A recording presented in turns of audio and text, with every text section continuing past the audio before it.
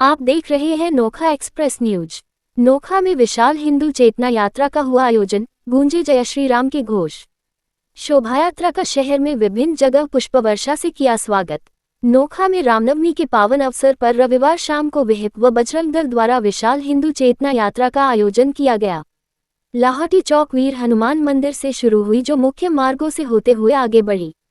यात्रा में हजारों श्रद्धालुओं ने भाग लिया।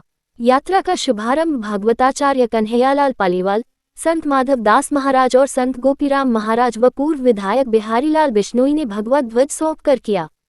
इससे पूर्व आयोजित धर्म जागरण सभा में भगवताचार्य कन्हैयालाल पालीवाल, संत माधव दास महाराज और संत गोपीराम महाराज ने अपने विचार रखे। विशाल हिंदू चेतना पदयात्रा से नगर में माहौल राममय हो गया। पदयात्रा में लोग ढोल नगाड़ों के साथ श्री राम के जयकारे लगाते हुए शामिल हुए। विहिप जिला मंत्री सतीश झंवर, नारायण राठी, ललित पालीवाल, राम जोशी, गौतम सोनी, मुरलीधर छीपा, देवी सिंह राजपुरोहित, लिखमाराम मेघवाल व्यवस्था में लगे रहे। 3 किलोमीटर लंबी यात्रा लगभग 3 घंटे तक कस्बे के प्रमुख चौक, चौराहों और बाजारों से होकर गुजरी और वापस लाहौटी चौक पहुंची। यहां महाआरती का आयोजन हुआ। युवा केसरिया साफा और पताकाओं के साथ चल रहे थे। यात्रा में 1 दर्जन से अधिक झांकियां शामिल थीं, जिनमें बाल कलाकारों ने विभिन्न रूप धारण किए। यात्रा में ऊंट, जेसीबी मशीन और खुली गाड़ियों पर लड़कियां भी सवार थीं।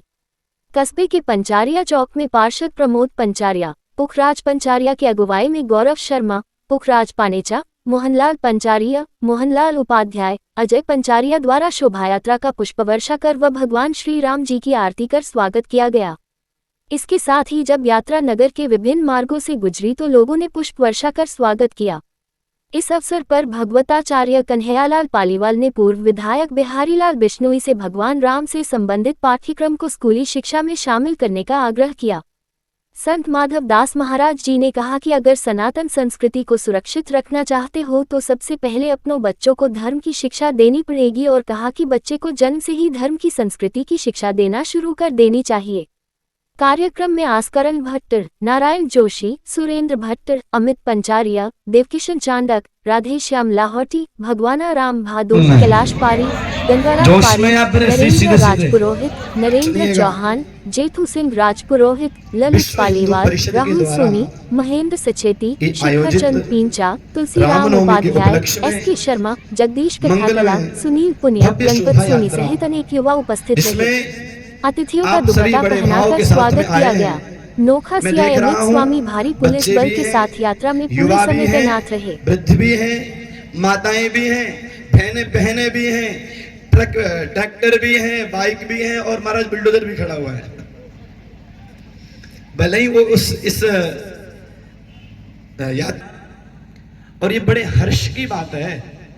हमारे शास्त्र में कहते हैं कि श्रेयान स्वधर्मो विगुणः पर धर्मात् सुनुष्ठितात् स्वधर्मे निधनम श्रेय पर धर्मो भयावह। अपने धर्म का पालन करते हुए, अपने सत्य सनातन संस्कृति पे चलते हुए मर जाना भी कल्याणकारी है, बल्कि दूसरे के धर्म में राजा बनकर के जीने में भी धिक्कार है। इसलिए अपने धर्म पे चलने के लिए आज आप हम सभी तैयार हैं। विश्व हिंदू परिषद ने जो कार्य किया है वो बड़ा सराहनीय है। 1 बार नहीं, 2 बार नहीं, बल्कि जब से संगठन तैयार हुआ है तब से लेकर आज तक जहां जहां धर्म की बात आती है ये संगठन आगे आगे खड़ा हो जाता है, और जहां जहां देश की सनातन संस्कृति की बात आती है वहां वहां ये संगठन और इस संगठन के कार्यकर्ता आगे आकर के खड़े हो जाते हैं। मैं आप सभी से एक बहुत बड़ी प्रार्थना करता हूं, विनती करता हूं, थोड़ा खुला बोल सकता हूं क्या? हाँ, ऐसा तो नहीं है ना कि भाई कोई कि क्या सोचेगा, ऐसा क्यों बोल दिया? छूट है ना? बोले महाराज बोल दो, फिर आप जानो, आपका काम जाने, हमारे क्या है। तो ध्यान से सुनिएगा। आपने बहुत से मुसलमान बच्चे ऐसे देखे होंगे जो टोपी पहनते हैं, देखे हैं कि नहीं? बोलिए ना। आपने बहुत से मुस्लिम बच्चियां देखी होंगी जो बुर्का पहनती हैं। आपने बहुत से सिख बच्चे, बुजुर्ग, जवान ऐसे देखे होंगे जो पगड़ी पहनते हैं, पर आपने बहुत से हिंदू ऐसे देखे होंगे जिनकी चोटी नहीं है। बहुत से सनातन संस्कृति को मानने वाले युवाओं को, बालकों को, बालिकाओं को ऐसा देखा होगा कि जो अपने धर्म पे चलना जानते नहीं है। इसलिए मैं आप सबसे प्रार्थना कर रहा हूं, सभी सुनिएगा, जो दूर दूर खड़े हैं, जो बैठे हैं, कैमरे वाले, माइक वाले, ऊंट गाड़ा वाले, ट्रैक्टर वाले, ट्रॉली वाले, बिल्डोजर वाले, गाड़ी वाले, ध्वजा वाले, पगड़ी वाले, सभी सुनिएगा, ध्यान से सुनिएगा। अगर अपने सनातन संस्कृति को सुरक्षित रखना चाहते हो तो सबसे पहले अपने बच्चों को समझाना पड़ेगा। कारण बड़े होने के बाद में हमारे बच्चे तर्क वितर्क कुतर्क करने लगते हैं, लेकिन बचपन में जिस बालक को धर्म की शिक्षा दी जाती है वो बालक बड़ा होकर के भी अपने धर्म पे चलता है।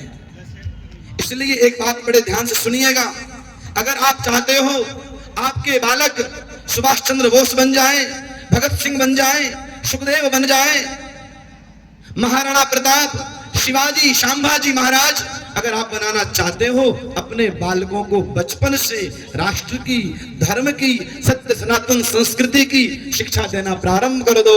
आप देखना एक दिन आपके बालक महाराणा प्रताप बन जाएंगे। आप देखना एक दिन आपके बालक गौरा सिंह, बादल सिंह बन जाएंगे, छत्रपति शिवाजी बन जाएंगे। पर मुख्यता ये होगी कि जो बालक जन्मते ही उसे धर्म की, शास्त्र की और शस्त्र की शिक्षा देना प्रारंभ कर देना चाहिए। बोलिए भारत माता की, भारत माता की, भारत माता की। वंदे वंदे वंदे। नारायण नारायण नारायण। हमें बड़ा गर्व की बात है कि जो प्रभु परमात्मा इतने दिन बाहर टेंट में थे और उन्हीं की कृपा से आज वो अपने भव्य महल के अंदर विराजमान है। और कितनी सुंदर बात है, परसों हमें बहुत सुंदर एक नया फैसला मिला जो हमारे आदरणीय मोदी जी ने रात को 2 बजे तक जा करके और बहुत सुंदर कानून हमारे हिंदू राष्ट्र के लिए निकाला है। इसलिए एक बार जय घोष के जय जय श्री राम, जय जय श्री राम। ये सब बातों के लिए हम लोगों को एकजुट होना पड़ेगा। यदि हम समाज के अंदर बिखरे रहेंगे तो फिर हम आगे नहीं बढ़ पाएंगे। इसीलिए आज का यही नारा है, जाति पाति का भेद छोड़ो। ये सब जाति पाति को छोड़ करके हमें एक होना है। बस एक छोटा सा दृष्टांत देकर मैं मेरी वाणी को विराम करूंगा। यदि हम हिंदू समाज बिखरे रहेंगे जातियों में, मैं ब्राह्मण हूं, मैं क्षत्रिय हूं, मैं वैश्य हूं, मैं शूद्र हूं, तो साहब थोड़े थोड़े रहेंगे। लेकिन हमें अभी एक होना है, हम हिंदू हैं।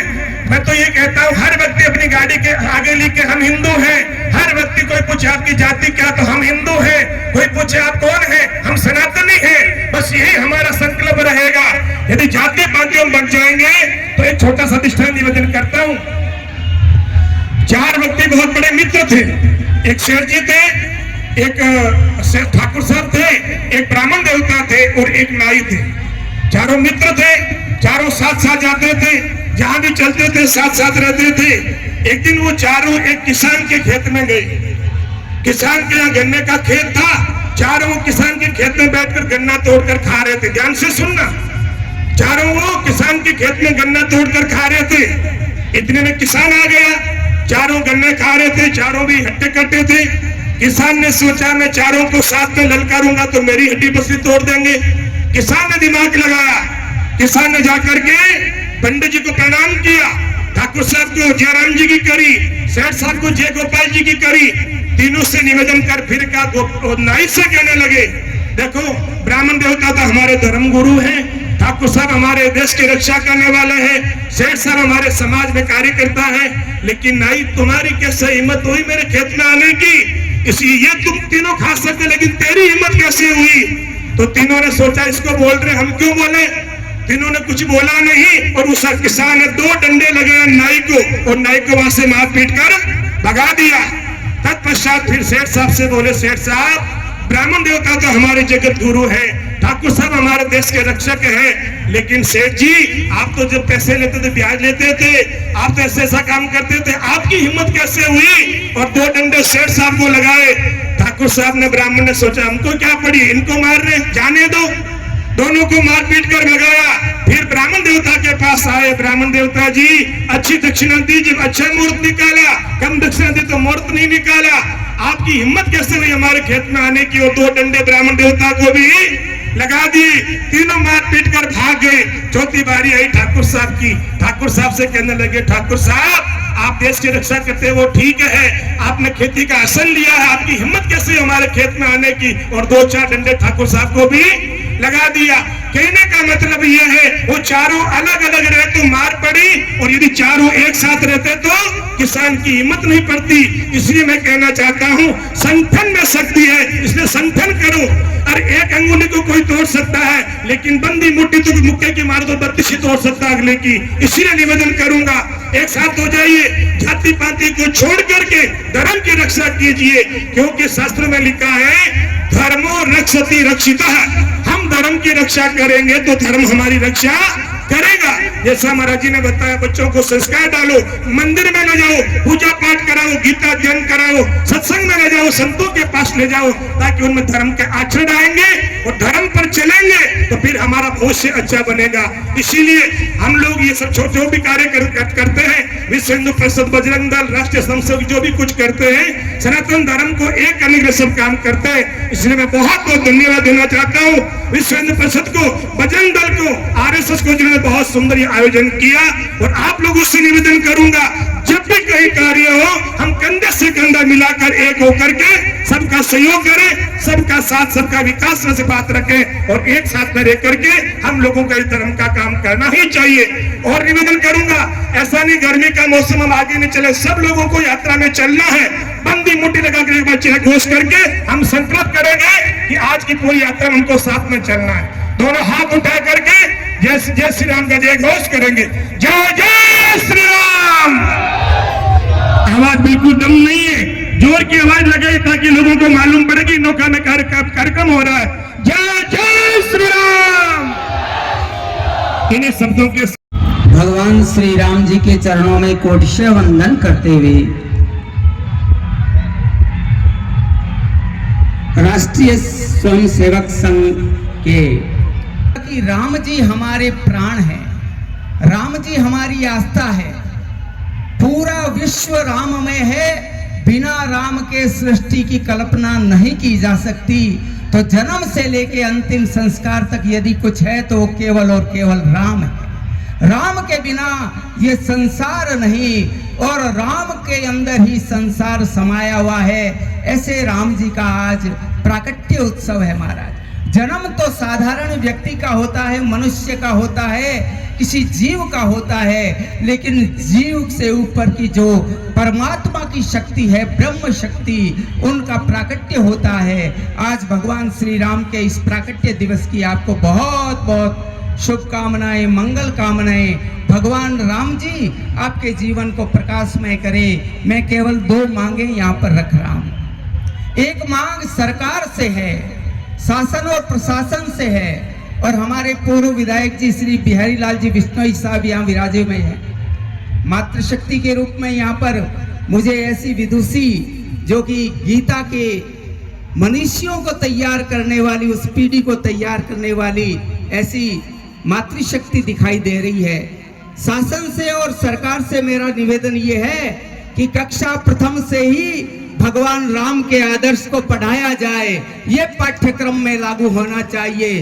और जब वो प्रथम कक्षा से विद्यार्थी राम के आदर्शों को पढ़ेगा तो राम के आदर्शों के अंदर मातृ पितृ सेवा का भाव भी आएगा, अपने भ्रातृत्व के प्रति कैसे भाव होने चाहिए वो भाव भी आएंगे। इस पूरे सकल समाज से सिया राम मैं सब जग जानी, करऊ प्रणाम जोरु जुग बानी की भावना भी आएगी। और उसके साथ जब कोई असुर शक्ति सिर उठाएगी तो उन सिरों को काटने की सामर्थ्य शक्ति भी राम जी देंगे।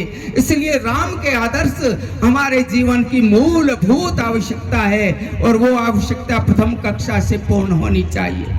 मैं बिहारी लाल जी बिश्नोई साहब से निवेदन करूंगा कि वो एक ऐसा पत्र हमारे शिक्षा मंत्री जी को लिखें कि कक्षा प्रथम से ही, चाहे वो अंग्रेजी माध्यम का विद्यालय हो, चाहे वो हिंदी माध्यम का विद्यालय हो और चाहे वो संस्कृत माध्यम के विद्यालय हो, उनके अंदर राम जी के आदर्श पढ़ाए जाए। और दूसरा निवेदन आप समस्त श्रेष्ठी जनों से, सनातनियों से, धर्म प्रेमियों से, राम के आप अनुयायियों से मेरा ये है कि आपके पास में जो भी मंदिर है, जो भी मठ है, जो भी आश्रम है, जिस नगर में है, जिस गांव में है, जिस महानगर में है, जिस मोहल्ले में है, जिस कस्बे में है, वहां पर मंदिर में जाइए और शाम के ठीक 7:15 बजे हनुमान चालीसा का सामूहिक पाठ कीजिए। उस हनुमान चालीसा में वो शक्ति है महाराज, जो आपके अंदर एक पराक्रम, ओज और तेज तो भरेगी ही, और साथ ही साथ आपके अंदर धर्म की रक्षा करने की भावना होगी।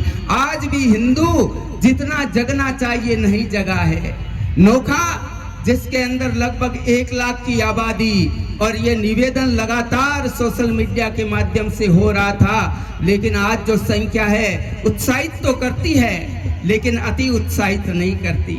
इसलिए ज्यादा से ज्यादा संख्या में धर्म कार्यों में आगे बढ़ करके काम करें। रामनवमी की आपको बहुत बहुत बधाई।